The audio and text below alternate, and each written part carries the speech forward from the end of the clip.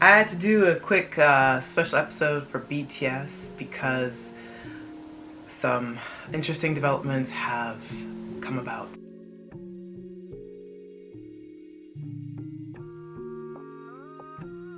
So let's get into it. Hi, I'm Monique. I am the host of Off by Purple Heart podcast, where I talk to you about K-dramas, C-dramas, BTS, and anything else I want to talk about. Today's episode, I'm going to talk to you about BTS, and in particular, the big elephant in the room, which is the enlistments. So, Namjoon, Jimin, Tae, and JK have started the preceding requirements for enlistment. They're not enlisted as yet, but the process has begun, and we already got this notice from Big Hit. I kind of have a popular / unpopular opinion about this. I think most of the fandom would agree that the sooner that they get this enlistment over with, the better. But many are still really heartbroken and sad. I don't know how I feel at this point. I'm almost hesitant to say numb to it, but I was just kind of at the point where I'm like, we're in the last days of November. If it wasn't imminently coming, then how would they make the 2025 deadline that they have said more than once? When they first initially announced that they were going into hiatus and were going to be doing solo activities as they went through the entire enlistment process, and you know, the collective freak out from media junkets, my personal feelings were like, okay, they gave out the year 2025 as a way to soothe everyone so that there was something as far as a timeline to look forward to, versus, you know, having stocks drop like crazy, the fandom freaking the hell out, things like that. But maybe once the enlistment actually started, that it might be not necessarily 2025, but might be even 2026.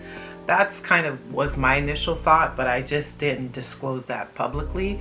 But then as we got more into the solo projects and we started to hear more from the members talk about the reactions when they initially did the Festa dinner, which I still can't watch that particular Festa. I probably will never rewatch it again because it was just really soul crushing to watch. And we got, you know, Bang PD when he recently talked about like the roadmap to BTS reuniting and going forth. Now everything is like ironclad 2025. Bada boom, bada bing, done, right? So it had to happen. I'm not going to pretend that I am for the enlistments. It is really sensitive subject matter. I know this is something that a lot of Korean citizens have said in general. Hey, be respectful in how you broach the subject matter. And I completely understand as to why. There is just so much going on globally right now. The amount of genocides that are occurring simultaneously. It's always been dangerous times, but in particular right now with the advent of social media, there's no way you can shut your brain off, and nor should you. You should be paying attention. You should be seeing what is happening, and you should be affected accordingly. So for me personally, I will never be pro military inscription and mandatory enlistments, but I won't go into detail discussing it because I do understand the gravity of the situation and how sensitive it is to a lot of Korean citizens. And South Korea is actively still at war with North Korea. And I know that there is a sense of duty bound and a sense of pride in one's nation So I understand the importance of them completing this, and I do think in the long term in BTS's legacy, it would probably be better for all parties involved that they don't have to go through the logistical mess of getting exemptions for it because of just how much scrutiny that they're under. And I know it's really sensitive for a lot of fans, and a lot of fans are still really upset by it and wondering why did they have to go through this in the first place. But I think this was how it was always going to play out. And I'm just at the point where I think that it's better that the rest went together, or at least announced together, versus the staggered one-on-one notice. I can tell you personally, from when Jin enlisted, I was beside myself. Like, I was crying, I was upset, I was shocked at myself, to be honest. Like, I've cared about a lot of artists. I listened to a lot of music over the years, and you know, there has been really gut-wrenching moments with some of my favorite public figures over the years. I've had a couple of artists that I really enjoy actually, you know, pass away very young as well, and other upsetting subject matter. But yet I never felt so bad as to when Jin enlisted. And what made it worse was not even just the emotional grit of the astronaut, but Jin himself talking about how he saw a lot of the feedback and a lot of the criticisms that he was getting because people didn't think that he enlisted fast enough and what was taking so long, and he was getting all that blowback while they had their plans in place and in motion. And he said, I was always intending to serve. And he was so bewildered at the reaction to it, and he looked really defeated and broken when he was talking about that live. And that triggered me. That triggered the hell out of me. I was so upset by that. And then Hobie enlisted, and I considered Hobie, and I still consider Hobie one of my biases, and that was just as awful as Jin's, because I thought, okay, maybe Jin's was just the initial band-aid ripping off to say, this is real, this is happening, they're gonna go, we're just gonna have to deal with it as fans. But I was still upset with Hobie's. And then Yoongi's came about, and I thought, okay, maybe by now I would be numb to the process of it. But it was just off of the D-Day final, and I actually did a podcast episode about that and how emotional he was. And at the time, I just thought it was coming to an end, this concert series, and he was probably exhausted from it, and the emotional weight of having to perform songs like My Dear Friend and Amygdala, and having to relive those shadow sides of who you are and those painful emotional scars. It's overwhelming, only to realize that part of what that reaction was, the fact that he couldn't get through some of his set lists without breaking down into tears, was that the enlistment announcement for him was coming up. Like, I just thought it was the emotion of everything, which it partly could be as well. And you know, Hobie was there and Jin was there, which should have triggered something to say, oh, this is about to come up. And it seems like it's a strategy that HYBE does now, where it's good news sandwiched in with bad news. That seems to be, you know, there's a major concert event and then there's a enlistment announcement. That seems to be the pattern. But I just remember how like a gut punch it felt with Yoongi's. And then after that, I was like, good God, no more. Next notice, just have it be the rest of them. And so for it to turn out that way, I'm like, you know what? So be it. You know, I have no more tears to cry. Like, I'm just kind of at the point where I'm like numb to it. And I was just like, I wish them the best. I genuinely wish for their safety, and for anyone that has to deal with any family members that are enlisting of the such. I wish you peace. You know, it's just something that is really hard to talk about, and there's just so much globally that's going on right now that is just it's just yeah. But I think it's kind of bittersweet in a way. And when I first heard about the enlistments, I thought, you know, it'd kind of be bittersweet for all 7 of them to go out at the same time. And while that didn't exactly turn out that way, I think it's for the best that the 4 of them just kind of go together, so there's no one member left standing alone, which I think is really synchronistic as well in a way. But yeah, so I'm gonna shift away from that heavy subject matter, and I'm gonna talk about Jungkook for a minute, because I mean, he did one hell of a thing, man. Standing With You gets like hours after hours of spin for me. I mentioned that in my special edition episode there of Jungkook's album release, that Standing With You is one of my favorite songs. It still is. I'm telling you, that instrumental part when the trumpets come in, you know, he gets really in his funkadelic MJ era, and there's that part who's like bass and drums, like that part. It never gets old. Like, I was dancing in the bathroom at work literally like yesterday, because it was just one of those days where I was just so drained, and I was like, you know what would be a great pick-me-up is listening to Standing Next to You. And I just was dancing in the bathroom, and I had my own choreography, because there's no way I'm matching move for move with Jungkook and all that. But, you know, I had my own choreography, and I was just singing it out loud, and it's just, oh, it's just such an amazing feeling.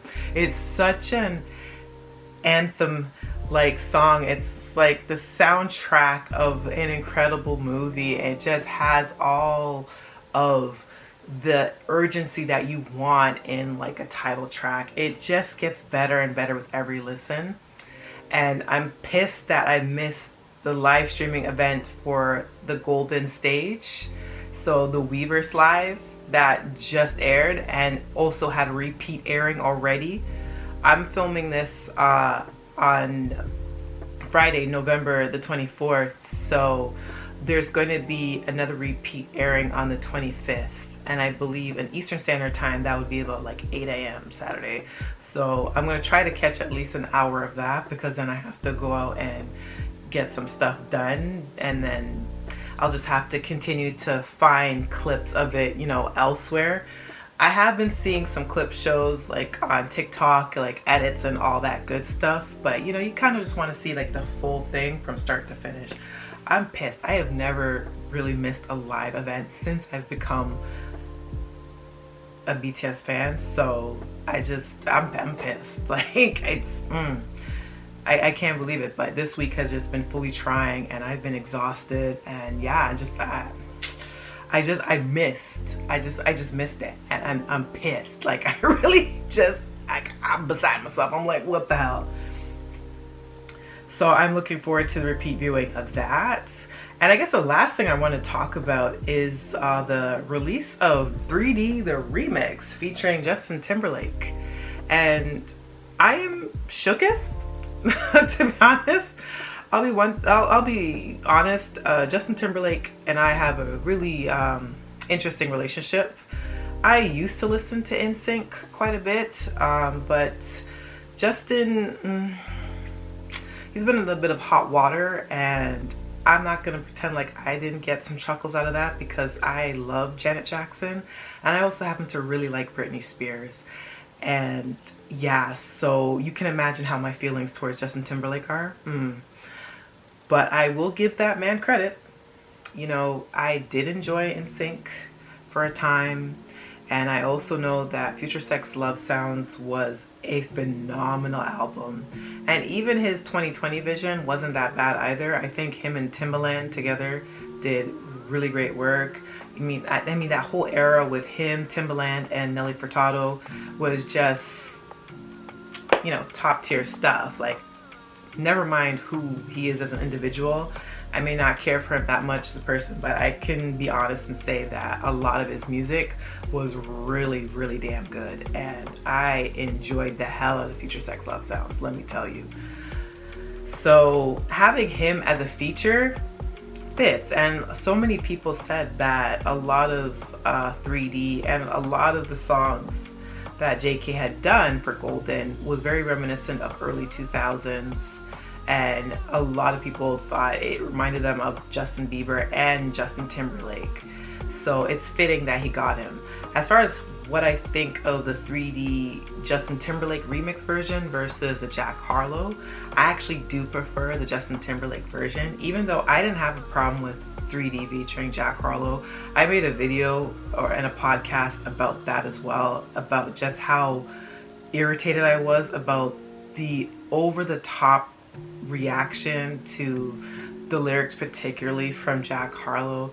I don't really care if people don't really see it for Jack Harlow as a rapper. I am not invested in his musical trajectory at all. I just didn't see what the big deal was, to be honest. And like, people were calling him and JK misogynists, and while I normally am the first to be highly critical of men and I definitely don't want to take away space from people who had genuine concerns, because I do know that there was some talk about like some of the terminology like ABG in the song, and I didn't want to step on any toes as far as anyone from the Asian community that had genuine discourse about that. I just thought just about the sexual nature of the song itself and the way people were reacting to that was what was really pissing me off. And even some of the reactions to Seven prior to. And it just, to me, it smacked of people just refusing to let JK be a 26-year-old adult man. And he said it himself, you know, I play hard, I work hard, you know, I'm not the baby that you guys like to think I am. And I've always maintained that this man has been sexualized from the time that he was like 14, 15, which is really disturbing. And him being able to come into his own as an adult and kind of get that autonomy back and take that back and express himself as a fully actualized adult is really rewarding to see. So I was very irritated around a lot of the discourse around 3D featuring Jack Harlow. But if I'm being honest right now, like listening to them both back to back, I do enjoy Justin Timberlake's inclusion, and I think him and JK's voice really blended well. I liked Justin Timberlake's verses, and when they come together at the end of the song as well, I actually really, really enjoyed it. So I said, you know what, they really should have included this on the album, you know? But who knows, it could have been like some legal issues behind the scenes that kind of prevented that from coming together, or this could have been extremely last minute project. I don't know. I have some suspicions, especially because of some of the news surrounding Justin Timberlake as of late, why it came out around this time. But and anyway, those are my thoughts. So that's it for this episode. I don't know about how much I'll be reporting on BTS going into 2024. I do have some video podcast ideas, but it will be more delving into BTS's past, more into some of the musical eras that I really liked, some of the imagery that they've used, some of the books that they've used as tie-ins to their overall messaging and musical identity that I would like to get into. But it's kind of a shame, you know, like we were really spoiled and fed throughout this year. They made sure that we got content on top of content. And I know I have a lot of catching up to do. Oh my God, like I've missed so much stuff. Like, you know, the Golden Weverse live for one, and you know, there's like the documentaries that I'd like to review, like Jimin's documentary, which, yeah, there's a lot of content at play. So that's gonna conclude this episode, and I want to say thank you for watching. If you made it all the way to the end, if you're watching via YouTube, thank you very much. If you're listening via Spotify, got a lot of love for you, and I will see you in the next episode.